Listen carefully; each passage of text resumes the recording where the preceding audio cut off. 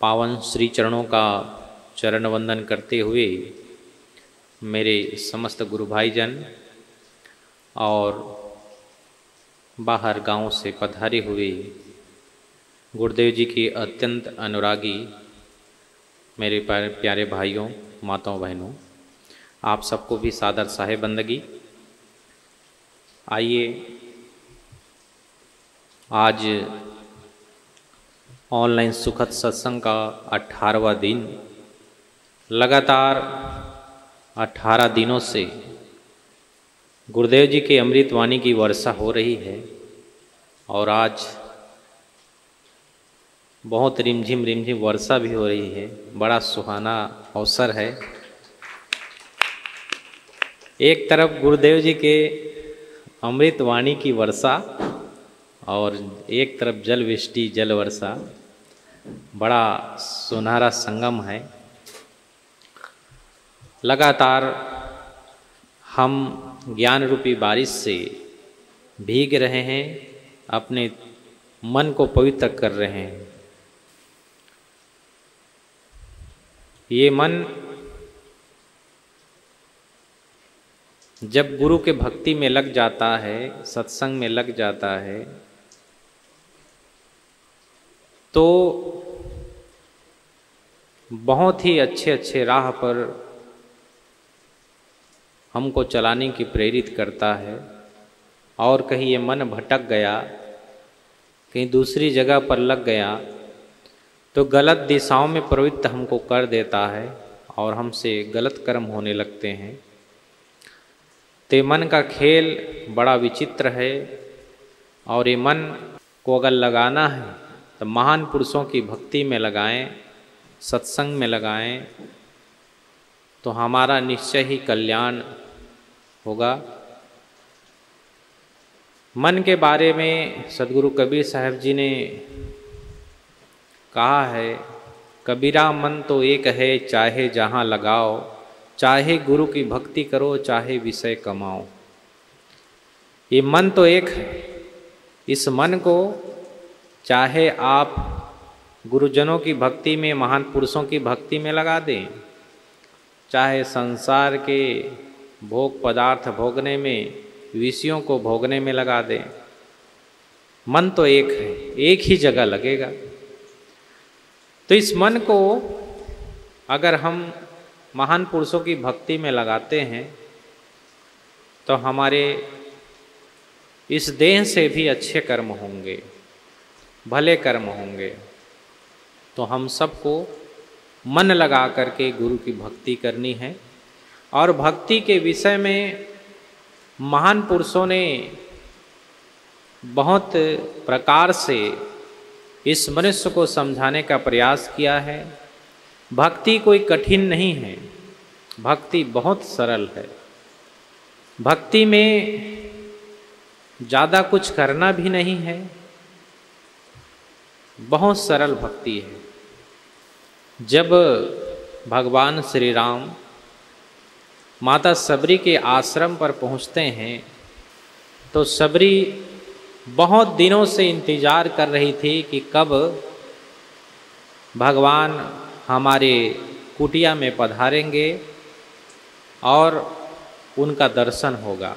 सबरी की तरह जिस आदमी की भक्ति अगर पक जाए, सबरी जो थी वो बचपन से उनके जो गुरु थे मतंग ऋषि,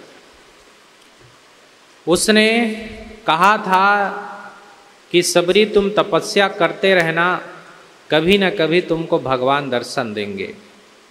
तो अपने गुरु के आज्ञा को पालन करके बचपन से वो सबरी जो है भक्ति में लग गई थी। बहुत दयालु प्रकृति की थी सबरी, क्योंकि जिसके अंदर भक्ति होता है उसके अंदर दया, क्षमा, संतोष, शील, ये सारे सद्गुण विराजमान हो जाते हैं। तो सबरी जात की भिलनी थी, उसके घर में भेड़ बकरी सब पले हुए थे और पहले बाल विवाह का प्रथा था।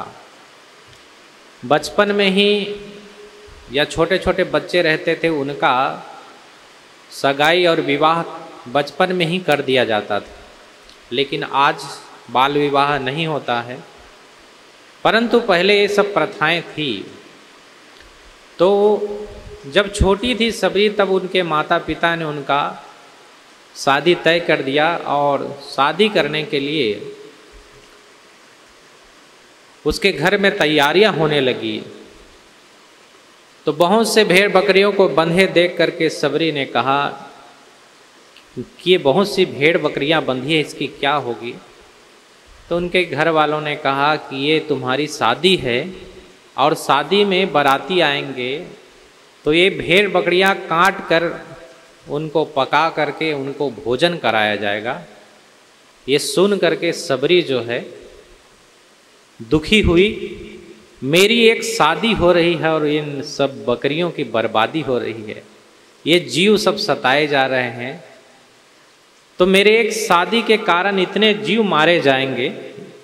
उसके अंदर देखिए बचपन से दया भाव जागृत हुआ। तो छोटे पर ही सबरी ने सोचा कि क्यों न मैं महान पुरुषों के भक्ति में लग जाऊं, शादी ना करूं। एक वो कन्या देखिए उसके मन में क्या विचार उठ रहा है बचपन से। वो जंगल की डगर ले लेती है, घर से भाग जाती है, सोचती है कि मेरी शादी ना हो तो इन भेड़ बकरियों की जो मौत होनी है वो बच जाए। वो सबरी अपने घर से बाहर निकल जाती है। किसी कवि ने बहुत अच्छा लिखा है, सुन के शादी की खबरिया घर से भागी सबरी, सुन के शादी की खबरिया। जैसे ही खबर सुना शादी की, और सबरी जो है घर से भाग गई और जा करके पंपा सरोवर के किनारे मतंग ऋषि तपस्या कर रहे थे, वहीं पर जाकर के उनकी शरण ली। तो उनके गुरु ने बताया कि बेटी भक्ति करते रहना। और वहाँ पर एक और बात बहुत अच्छी लगी कि उनके गुरु ने कहा कि तू लड़की है, महिला है और मैं पुरुष हूँ, बेटी तुम अलग साधना करो, मैं अलग साधना करूँगा, ताकि समाज में किसी भी प्रकार से कलंक ना लगे। वो गुरु ने जैसा आज्ञा दिया, सबरी ने दूरी बना करके गुरु की भक्ति करते हुए और गुरु की आज्ञा का पालन किया। इतनी भक्ति किया, इतनी भक्ति किया, बिल्कुल राम कौन सी अवस्था में मिले उनको? बिल्कुल बुढ़ापे की अवस्था में। भगवान उनको कब मिले हैं? जब बिल्कुल जर्जर अवस्था उसकी आ गई है। इतनी लंबी भक्ति करने के बाद उसका फल मिला है बुढ़ापे में। आदमी आजकल थोड़ी सी भक्ति प्रारंभ करता है और फल की बहुत कामना करता है कि हम भक्ति कर रहे हैं, भक्ति करते हुए इतना हमारा नुकसान हो गया, हमको सफलता नहीं मिल रही। 2-4 दिन भक्ति किया और फिर कोसने लगते हैं महान पुरुषों को, भगवान को कोसने लगते हैं कि भगवान की नज़र ठीक नहीं हमारे प्रति। लेकिन ये सबरी जो है बचपन से भक्ति कर रही है और जर्जर पकी हुई अवस्था में जा करके भगवान का उनको दर्शन होता है। तो हम सबको भी भक्ति में धैर्य रखना चाहिए, क्योंकि धैर्य से ही सब कुछ मिलता है। एक बार की घटना है, भगवान बुद्ध भ्रमण करते करते किसी गांव में पहुंचा और भिक्षाटन करने के बाद गांव के बाहर बगीचे में बैठा। वहाँ बैठ करके कुछ साधना तप करने लगा। बुद्ध को प्यास लगी, अपने एक शिष्य को भेजा कि बेटा जाओ देखो कहीं पानी हो तो पानी लेकर के आओ। वो शिष्य गया, पड़ोस में नदी थी, उस नदी में बहुत से लोग स्नान भी कर रहे थे, कोई गाय भैंस सब धो रहे थे, कुछ कपड़े धो रहे थे। बीच से रास्ता था तो बैलगाड़ियां भी निकल रही थी। वो शिष्य जो है इधर उधर देखा कि पानी गंदा है, गुरुजी को गंदा पानी कैसे पिलाऊं, वापिस लौट के आ गया। फिर अपने दूसरे शिष्य आनंद को भेजा। वो गया और जा करके देखा कि पानी वाकई में गंदा है। थोड़ा इंतजार किया, थोड़ी देर बाद जिधर से बैलगाड़ी निकली थी वो भी थोड़ा से पानी चलायमान होता है नदियों का, वो साफ हो गया। जो कपड़े वपड़े धो रहे थे वो भी धो करके चले गए। दोपहर का समय सब लोग चले गए, थोड़ा निर्मल जल हुआ। फिर मटकी में भरा और ले जा करके बुद्ध को पिलाया। कहा कि गुरुजी लीजिए, जल ग्रहण कीजिए। तो बुद्ध ने पूछा कि अभी तो बता रहे थे बहुत गंदा है पानी, लेकिन ये साफ पानी कहाँ से ले आए, निर्मल जल कहाँ से मिला? तो आनंद ने कहा कि प्रभु मैंने थोड़ा इंतजार किया, थोड़ा देर धैर्य रखा, कुछ क्षणों में पानी स्वच्छ हो गया, फिर भरा और आपकी सेवा में हाजिर किया। तो मनुष्य को धैर्य रखना चाहिए और धैर्य से ही सफलता और ये सब चीज़ें प्राप्त होती है। तो सबरी ने धैर्य रखा और धैर्य रखते हुए रोज भक्ति करती थी। कभी न कभी मेरे घर में, मेरी कुटिया में राम पधारेंगे, इसलिए फूल भी तोड़ कर लाती थी, फल भी तोड़ कर लाती थी, बेर चक करके टोट करके ला करके इकट्ठे करके रखती थी कि कब प्रभु पधार जाए। तो इतना धैर्य रख करके जब भक्ति किया है तब जा करके अंतिम अवस्था में, जर्जर अवस्था में राम ने उनको दर्शन दिया। मेरे कहने का भाव ये है कि हर व्यक्ति को संतोष और धैर्य रखना चाहिए।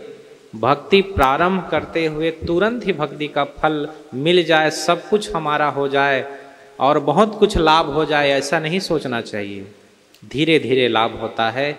जितना आप पुण्य करेंगे, जितना दान धर्म करेंगे, उसका फल धीरे धीरे करके मिलेगा। कुछ फल ऐसे हैं जो तत्काल मिल जाता है और कुछ फल ऐसे हैं जो बाद में मिलता है। अगर किसान सोचे कि तुरंत बीज डालते ही, धान का रोपा लगाते ही उसमें धान काटने योग्य हो जाए हम काट लें, ये संभव नहीं है। किसान भी धैर्य धारण करता है और इंतजार करता है 3 महीने, 3.5 महीने, कोई 4 महीने, तब धान का फसल कट करके आता है। गन्ना बोता है तो गन्ने के लिए उसको पूरा साल इंतजार करना पड़ता है, 1 साल के बाद गन्ना कटने वाला होता है। गेहूं बोता है तो पर भी 3 से 4 महीने इंतजार करता है, तब जा करके गेहूं काटता है। कोई सब्जी बोता है तो ऐसा तो नहीं है कि आज बैगन लगाया और कल से फल आने लगे, उसके लिए भी 3 महीना इंतजार करना पड़ेगा, तब उसमें बैगन लगेगा। तो सभी जगह धैर्य की आवश्यकता है। जब धैर्य रखेंगे तब जा कर के उसका फल हमको मिलेगा। तो आज सबरी का सौभाग्य उदय हुआ और सबरी को राम जी दर्शन देने के लिए उसके कुटिया पर पहुंच गए। जितना हो सका सबरी ने उनका स्वागत सत्कार किया। जंगल में रहती थी, खाने के लिए उतना पहले सुविधाएं नहीं थी। आजकल तो बहुत से जलपान हैं, रेडीमेड जलपान भी मिल जाता है और बहुत से आइटम हैं, जा करके लोग बना करके ले आते हैं। लेकिन जंगल में क्या था, कंद मूल फल, ये सब जो चीजें थी, कंद मूल फल सुरसयति दिए राम कहान। प्रेम सहित प्रभु खाए, और बखान कर कर के खा रहे हैं कि ये सबरी ये बहुत मीठे हैं, बहुत अच्छे हैं। कभी कभी ऐसा होता है, एक गुरु था और उनके साथ में बहुत से गुरुकुल में विद्यार्थी पढ़ते थे। तो एक विद्यार्थी जो है घर जाना चाहा, लॉकडाउन लग गया पढ़ाइयाँ भी बंद हो गई, तो सोचा कि चलिए हम घर ही घूम आते हैं। तो एक विद्यार्थी वहाँ से गुरुकुल से निकला और निकल करके जब जाने लगा, रास्ते में उसको कुआं मिला। देखा कि पानी निर्मल है, बाल्टी भी रखी हुई, पानी निकाला, पिया। उसके मन में हुआ कि पानी तो बहुत अच्छा है, क्यों ना गुरुजी के लिए वापस ले जाऊं। तो गुरुकुल, पहले गुरुकुल चलते थे, तो वो विद्यार्थी, उसके पास कुछ पात्र रखे थे, उसमें पानी भरा और भर करके उस गुरु को देने के लिए वापस लौट गया। घर नहीं गया, वापस आया, कहा कि गुरुजी को पानी पिला दे, तो बहुत निर्मल जल है, मीठा जल है। पिलाने के लिए चला गया, कहा गुरुजी आपके लिए पानी लाया हूँ, ग्रहण कीजिए। गुरु ने पानी पिया और खुश होकर के बोले कि वाकई में बहुत मीठा जल है, बहुत अच्छा है, मैं तृप्त हो गया। ठीक है बेटा जाओ। वो घर चला गया। दूसरा जो विद्यार्थी था वहीं बैठा था, बहुत आलसी प्रकृति का होगा तो गुरुजी के लिए जो पानी लाया था उसने कहा गुरुजी थोड़ा हमको भी पानी दे दो तो वो गुरुजी जो था उसने कहा चलो ठीक, ले लो, पी लो, बचत है। पानी पिया तो पानी मुंह में लिया और उसको कुल्ला कर दिया। कहे ये तो बहुत बेकार पानी है, इसमें तो कोई स्वाद ही नहीं, कड़वा रहा है, इसमें बदबू जैसी आ रही है, और आप बताते हैं कि बहुत मीठा है। तो गुरु ने कहा कि बेटा पानी जैसा भी हो, लेकिन उसका जो भाव था, घर जा रहा था अपने माता पिता से मिलने, लेकिन रास्ते में उसको पानी मिला, पिया, और वहाँ से वो लेकर के आया। हो सकता है उस समय जहाँ पिया हो उस समय उसको मीठा लगा हो, लेकिन गलती ये भी हो सकती जिस पात्र में लाए हो ठीक से साफ ना हुआ हो, उस पात्र का जो गुण है इसमें आ गया हो, इसलिए कड़वा लग रहा हो।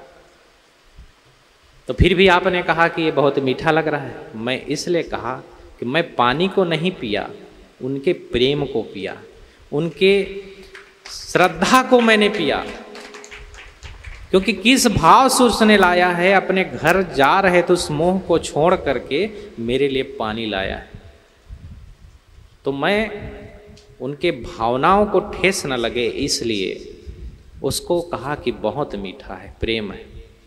नहीं तो जिस आदमी को कुछ अच्छा कर रहा है, उसकी अगर भावना सही है, अगर उसको प्रोत्साहन ना मिले तो आदमी अच्छा कर्म भी करना छोड़ देंगे।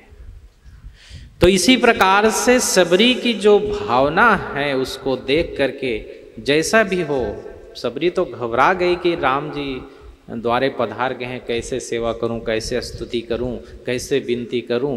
जो कुछ भी टूटी फूटी बन पड़ी, कंद मूल फल और जो सबरी जो है बेर को चक चक करके ला करके रखी थी, वो राम जी को खिलाने लगे। राम जी बहुत प्रेम से आनंद से बखान करके कि कौन से पेड़ से तोड़ करके लाई हो सबरी, बड़ा मीठा लग रहा है, इस ढंग से बखान करके वो भगवान भोग लगा रहे हैं। महान पुरुषों का काम ही ऐसा है।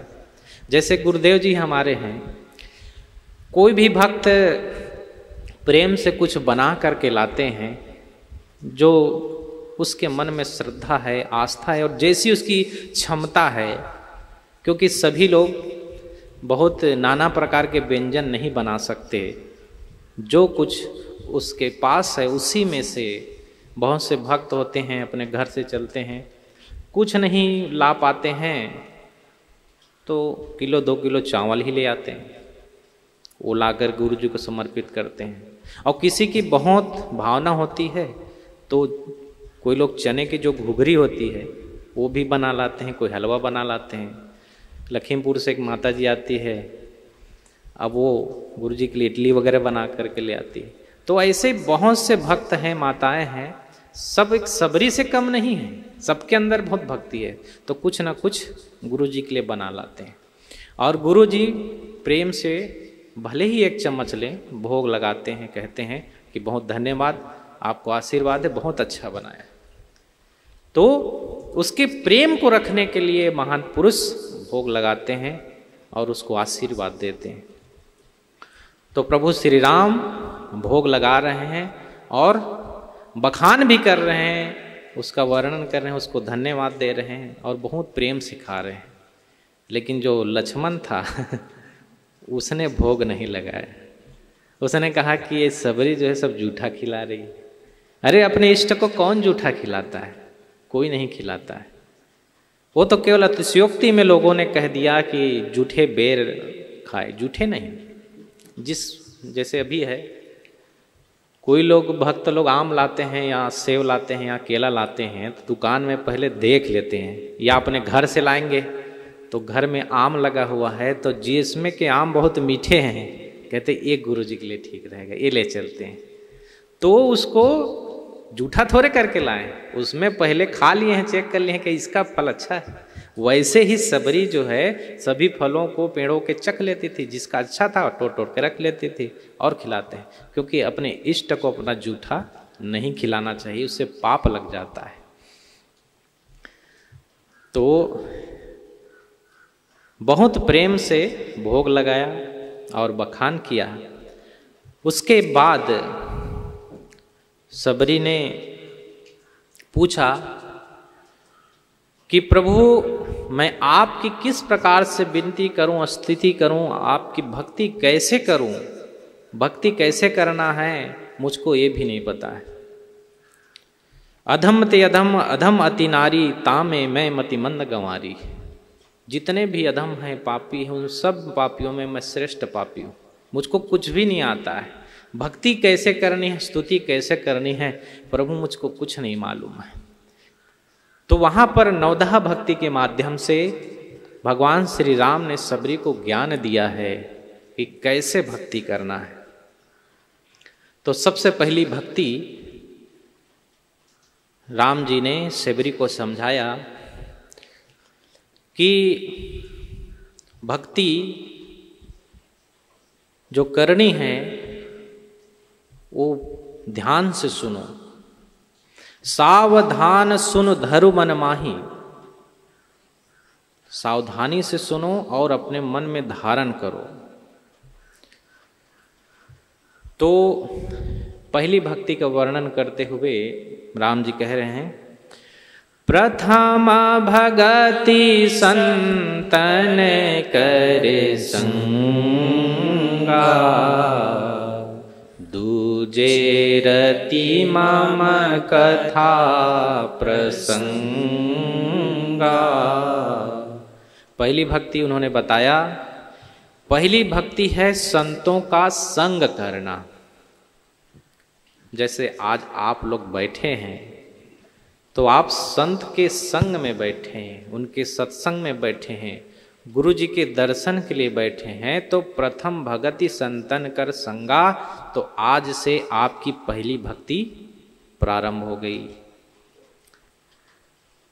जहां भी सत्संग होता है आप जाते हैं, संत के सानिध्य में बैठते हैं, आपकी पहली भक्ति प्रारंभ हो गई। सबसे पहले संतों का संग मिला। और संतन कर, कोई भी संत हो, यहाँ पर कोई जाति पाति या मत मजहब की बात कही नहीं गई, संत की बात कही गई। और संत जाति पाति मत मजहब से ऊपर होकर रहते हैं। तो किसी भी संप्रदाय की भी बात नहीं कही गई कि रामानंदी के पास जाओ या कबीर पंथी के पास जाओ या राधा स्वामी वाले के पास जाओ या गायत्री वाले के पास जाओ, इस ढंग से नहीं। संतन कर संगा, जो संत हैं उनका संग करने के लिए प्रभु श्री राम ने सबरी को बताया। बैठिए, स्थान ग्रहण कीजिए, आगे आ जाइए। तो पहली भक्ति जो है वो संत का संग करना। दूजे रति मम कथा प्रसंगा, दूसरी भक्ति है जो सत्संग हो रहा है, भगवान की कथा हो रही है, उसमें प्रेम रखना। रति मने प्रेम। अगर प्रेम नहीं है और सत्संग सुन रहे हैं तो एक कान से सुन रहे हैं दूसरे कान से निकल रहा है, क्या मतलब। तो जो सुना रहे हैं गुरुजी उसको बहुत प्रेम से, अनुराग से, श्रद्धा पूर्वक श्रवण करना। जहाँ भी आप कथा में जाएं, चाहे भागवत कथा हो, चाहे रामायण की कथा हो, या सुखद सत्संग हो गुरुजी का, जहाँ भी आप जाते हैं तो जो कथा प्रसंग चल रहा है, जो सुनाया जा रहा है, उसमें प्रेम होनी चाहिए। प्रेम से उसको श्रवणपान करना है। और सुनने का जो ढंग बताया है भगवान ने,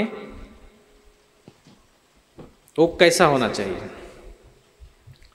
जिनके श्रवण समुद्र समाना,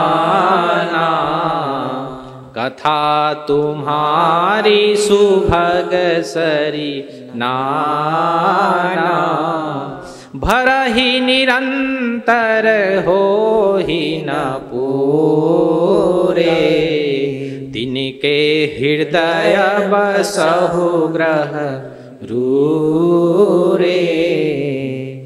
यहाँ पर तुलसीदास जी ने कहा कि भगवान उसके हृदय में विराजमान होता है। उसके हृदय में राम जी ने पूछा कि मैं कहाँ निवास करूं,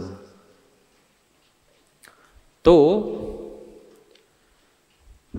किस जगह पर निवास करना है, निवास करने का जो स्थान बताया है, तो भगवान कहाँ निवास करते हैं कि जिनके श्रवण समुद्र समाना, जिनके जो कान हैं उस समुद्र के समान है।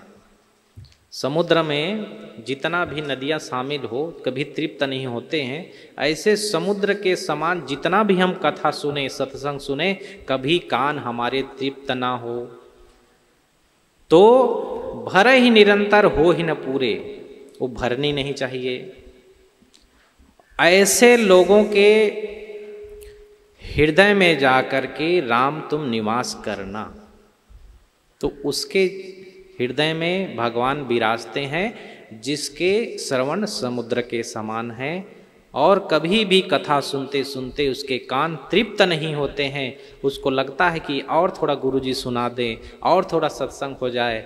ऐसे जिसकी भावनाएं होती है, ऐसे इस लोगों के हृदय में प्रभु का वास होता है।